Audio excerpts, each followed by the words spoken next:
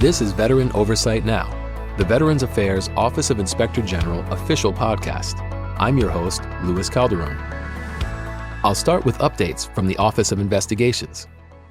A veteran pleaded guilty to fabricating military service to receive VA compensation benefits. From January 2010 to March 2023, the veteran received VA compensation benefits that were awarded based on false accounts of his military service, specifically pertaining to injuries sustained from a roadside bomb in Iraq. The defendant also applied for a Purple Heart Award, falsely claiming to have been injured by a roadside explosion. The loss to VA is approximately $344,000. The veteran pleaded guilty in the District of Massachusetts to false statements. Another investigation revealed a firefighter at the Lyons VA Medical Center in New Jersey received workers' compensation benefits for injuries incurred while on duty at the facility that purportedly did not allow him to return to work in any capacity. While receiving these benefits and completing annual certifications confirming that he was unable to return to work, the defendant performed firefighting duties for a local municipality and was employed as a long-haul truck driver. The loss to VA is approximately $479,000. The defendant pleaded guilty in the District of New Jersey to workers' compensation fraud.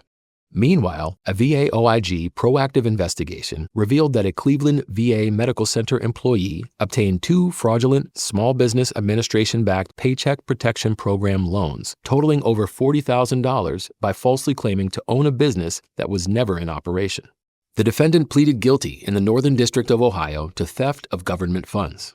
The OIG published 17 reports in March. 2 of the reports focused on VA supplemental funding requests.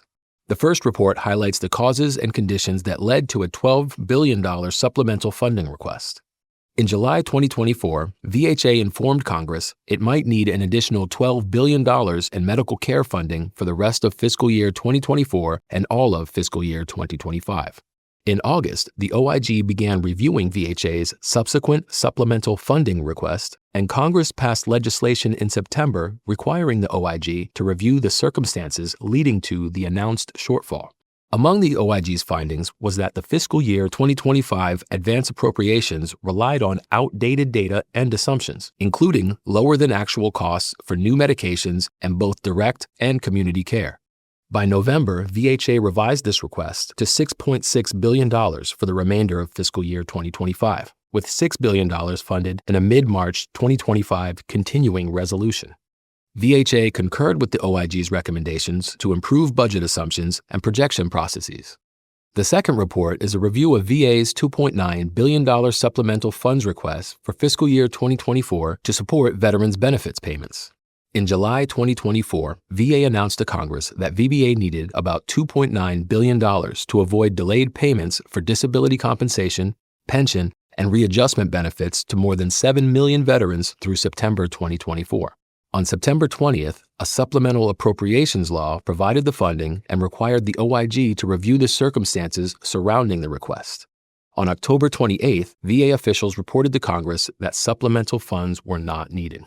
The OIG found that, had VBA included realized prior year recoveries in status of funds calculations throughout the year, monthly congressional reports would have shown a reduced risk of a shortfall.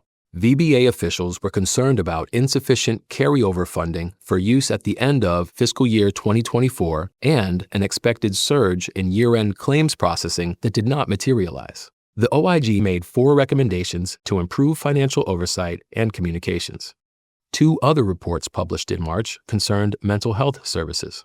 The OIG evaluated the governance structure and responsibilities related to the Chief Mental Health Officer role in the Veterans Integrated Service Network, also known as VISN. VHA communicated inconsistent VISN staffing requirements. VISN leaders did not consistently utilize the standardized organizational chart and used a variety of titles to represent the Chief Mental Health Officer role. The OIG also identified inaccuracies within VISN-provided organizational charts.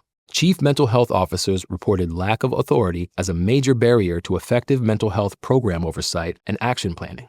Office of Mental Health and Office of Suicide Prevention leaders suggested that position description standardization would help increase the effectiveness of chief mental health officers. The OIG made 5 recommendations to the Undersecretary for Health. A report by the OIG's Mental Health Inspection Program, MHIP, focused on inpatient mental health care delivered at the Edward P. Boland VA Medical Center, part of the VA Central Western Massachusetts healthcare system in Leeds. The OIG identified concerns with oversight and monitoring, such as the absence of a mental health executive council and interdisciplinary safety inspection committee during the review period. Other findings included facility leaders lacking formal processes to monitor and track compliance with involuntary commitment state laws, as well as staff not complying with required documentation for timely suicide risk screening and evaluation. The OIG issued 16 recommendations on topics such as leadership, clinical care coordination, and suicide prevention. Other OIG reports published in March include 4 healthcare facility inspection reports on facilities in Massachusetts, Georgia, Washington, D.C., and Virginia. Read more about the VA OIG's oversight work in March 2025 on our website at vaoig.gov. Want to stay up to date? Sign up to receive email messaging from the VA OIG. Thanks for listening. This has been an official podcast of the VA Office of Inspector General. Veteran Oversight Now is produced by the Office of Communications and Public Affairs. Tune in monthly to hear how the VA OIG serves veterans, their families, and caregivers through meaningful, independent oversight. Report potential crimes related to VA waste or mismanagement, potential violations of laws, rules, or regulations, or risks to patients, employees, or property to the OIG online at vaoig.gov or call the hotline at 1-800-488-8244. If you are a veteran in crisis or concerned about one, call the Veterans Crisis Line at 988-PRESS 1 and speak with a qualified responder now.